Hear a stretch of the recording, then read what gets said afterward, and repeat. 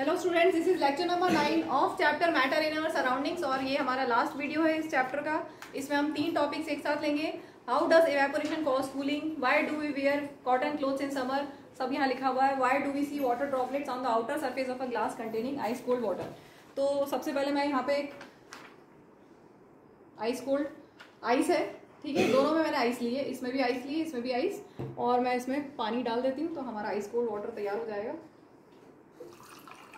ठीक है, यहाँ पर इसको अभी रख देते हैं, हम देखते हैं कि क्या होगा। अभी इसके आउटर सरफेस पे क्या है, नॉर्मल है बिल्कुल, ये आउटर सरफेस, ठीक है, दोनों का आउटर सरफेस नॉर्मल है, कुछ भी हमें बाहर ऐसा अलग से कुछ दिखाई नहीं दे रहा है। ठीक है, इसको अभी हम होल्ड करते हैं, पहले पढ़ लेते हैं फिर देखते हैं लास्ट में क्या होता है। चलो अभी हमारा क्वेश्चन है first, how does evaporation cause cooling. Text book से देखना।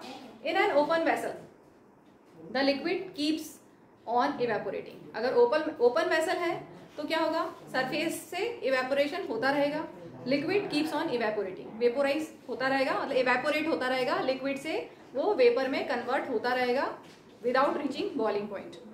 द पार्टिकल्स ऑफ लिक्विड, क्या होता है, the particles of liquid absorb energy from the surroundings.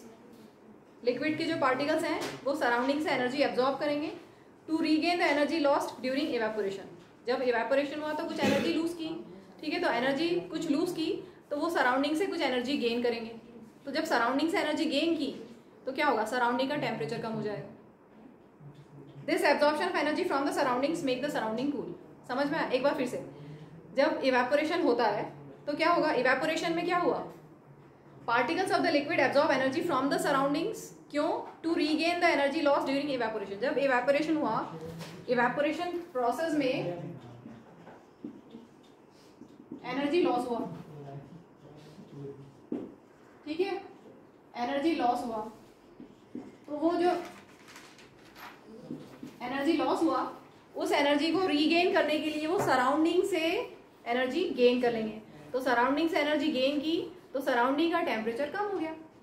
ठीक है, क्लियर हुआ? इसी को हम आगे देखते हैं। What happens when you pour some acetone nail polish remover on your palm। तो क्या होगा, नेल पॉलिश रिमूवर एसीटोन आपके पाम पे अगर आप रखते हो तो क्या होगा, वो जल्दी वेपोराइज हो जाता है। तो वो हमारी बॉडी की, हमारे पाम की हीट लेके वो क्या होगा, वेपोराइज हो जाएगा। तो उसने हमारी पाम की हीट ली तो हमारी पाम पे ठंडक फील होगी, ठंडा लगेगा, क्योंकि उसने एसीटोन ठंडा नहीं है, एसीटोन ने हमारी पाम की हीट लेके वेपोराइज हुआ वो, तो हमारी पाम की हीट ली तो इसलिए हमें पाम पे ठंडक फील होगी। ठीक है, यही दिया है बुक में, बहुत बढ़िया से लिखा हुआ है आंसर इसी क्वेश्चन के बाद में। The particles gain energy from your palm और surroundings and evaporate causing the palm to feel cool. ठीक है, clear? Next, after a hot sunny day people sprinkle water on the roof और open ground. देखा होगा कभी या खुद ने किया भी होगा। बहुत गर्मी है तो हम पानी स्प्रिंकल करते हैं रूफ पे या घर के बाहर स्प्रिंकल करते हैं। ठीक है, घर के अंदर भी कर सकते हैं लेकिन मम्मी मना करेगी। तो क्यों हम ऐसा करते हैं, because the large latent heat of vaporisation of water helps to cool the hot surface. जो हमने वाटर स्प्रिंकल किया तो क्या होगा, वो वाटर इवेपोरेट होगा। ठीक है, वो वाटर इवेपोरेट होगा तो सराउंडिंग से वो हीट लेगा, सराउंडिंग से हीट ली तो कूलिंग इफेक्ट आ जाएगा। वैसे ही जैसे डॉग का बताया था मैंने, डॉग अपनी टंग बाहर निकाल के रखते हैं ताकि उनका जो सलाइवा है वो इवेपोरेट हो। सलाइवा ने इवेपोरेट होने के लिए क्या किया, उसकी टंग की हीट ली तो उसको ठंडक लगेगी।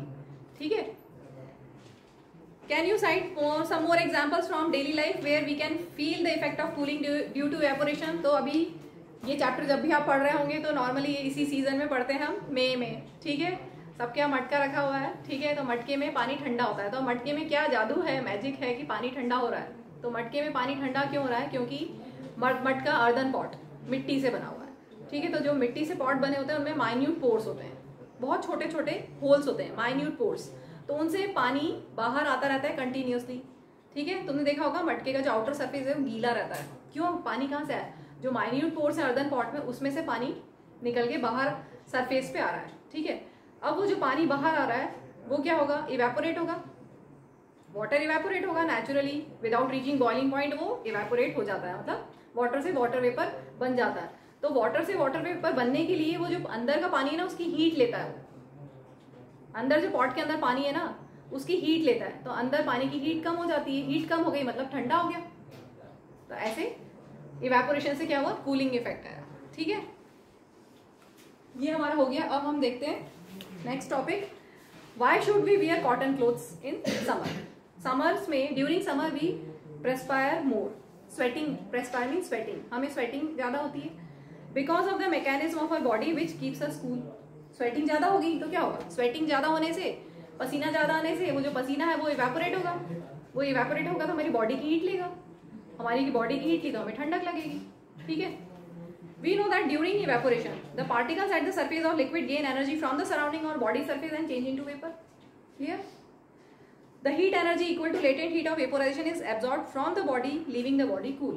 तो heat energy किसके, latent heat of vaporization के equal energy is absorbed from the body, और body को हमें ठंडक मिलेगी, हमें कूलिंग इफेक्ट मिलेगा। अब क्वेश्चन था कॉटन क्लोथ्स क्यों हम वियर करते हैं, क्योंकि कॉटन एक अच्छा एब्जॉर्बर है। Cotton being a good absorber of water helps in absorbing the sweat. जो हम स्वेटिंग करते हैं, प्रेस्पायर करते हैं समर्स में ज़्यादा, तो जो स्वेट है वो बाहर आया, कॉटन क्लोथ एब्जॉर्ब करता है स्वेट को, तो स्वेट बाहर आ गया। सर ये कॉटन क्लोथ, ठीक है, तो स्वेट बाहर आ गया। ठीक है, स्वेट बाहर आ गया तो एक्सपोज हो गया टू द एटमॉस्फेयर। ठीक है, अब वो जो स्वेट बाहर आया यहाँ पर, अंदर से स्किन पे था स्वेट, वो यहाँ पर आ गया। अब यहाँ पर वो इवेपोरेट होगा जल्दी से, आराम से, तो इवेपोरेशन होगा, कूलिंग इफेक्ट मिलेगा।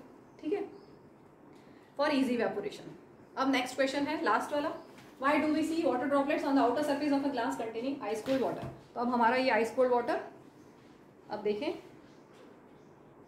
दिख रहा है वाटर ड्रॉपलेट्स बाहर, दिख रही है कि नहीं? ठीक है, कितनी 6-7 मिनट में हमें वाटर ड्रॉपलेट्स दिखाई। यहाँ पे आप अपना नाम भी लिख सकते हैं चाहें तो। ठीक है, दिख रहा है, ये पानी आ गया ना, ये कहाँ से आया, क्या इसके अंदर से पानी निकल के आया? कहाँ से आया पानी? एटमॉस्फेयर में क्या था, water vapour. Water vapour atmosphere में, यहाँ वाटर वेपर है सब जगह। ठीक है, वाटर वेपर को जो जब कोल्ड सरफेस मिला, वाटर वेपर को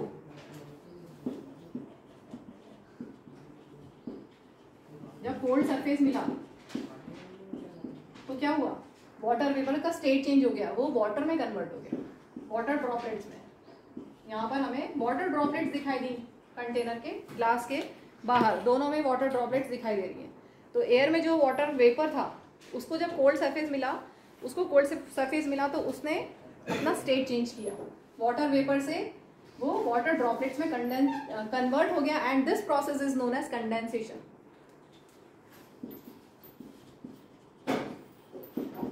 कंडेंसेशन का एक और एग्जांपल आपने कुकिंग के टाइम देखा होगा। कुकिंग जब हम करते हैं तो कढ़ाई, सपोज कढ़ाई में आप सब्जी बना रहे हो, बढ़िया पनीर की सब्जी, ठीक है, ग्रेवी वाली, तो कढ़ाई में आपने सब्जी बनाई हुई है, उसको ढका है हमने। ठीक है, तो जिस कंटेनर से, जिस प्लेट से आप उसको कवर करते हो, उसके इनर सरफेस पे देखोगे तो वाटर ड्रॉपलेट्स दिखाई देंगे। तो कहाँ से आएंगे? सब्जी को जब हमने गर्म किया, मतलब हम कुक कर रहे हैं, तो वहाँ से वाटर वेपर बन रहा है। ठीक है, जब कुकिंग हो रही है तो वाटर वेपर बन रहा है, वो जो वाटर वेपर ऊपर जा रहा है, ये आपकी सब्जी है, यहाँ पे कढ़ाई है, यहाँ पर सब्जी है, तो वो वाटर वेपर ऊपर जा रहा है। अब यहाँ पर और यहाँ पर में टेम्परेचर डिफरेंस है, ये कोल्डर सरफेस है कंपैरेटिवली, यहाँ पे तो आप प्लेन दिया है, तो कंपैरेटिवली ये वाला कोल्डर सरफेस है। ठीक है, ये कोल्डर सरफेस है, तो कोल्डर सरफेस के जब कांटेक्ट में वो वाटर वेपर आया, वाटर वेपर जब कोल्ड सरफेस के कांटेक्ट में आया तो क्या हुआ, वाटर ड्रॉपलेट्स बन गए। इसलिए आपको जो प्लेट होगी उसकी इनर साइड में आपको पानी की बूंदें दिखाई देगी, वाटर ड्रॉपलेट्स दिखाई देगी। ठीक है, अब इसको बुक से देख लेते हैं हम। Let us take some ice cold water in a tumbler. Soon we will see water droplets on the outer surface of tumbler. The water vapor present in air on coming in contact with the cold glass of water loses energy. ठीक है, water vapor ने energy lose की and gets converted to liquid state which we see as water droplets. तो यहाँ पर energy loss हुआ, ये ध्यान रखना, energy loss हुआ। ठीक है, water vapor के पास ज्यादा energy है as compared to water, तो वाटर वेपर ने एनर्जी लूज की कोल्ड सरफेस के कांटेक्ट में आके, और वो वाटर ड्रॉपलेट बना, and this process is known as condensation. ठीक है, क्लियर?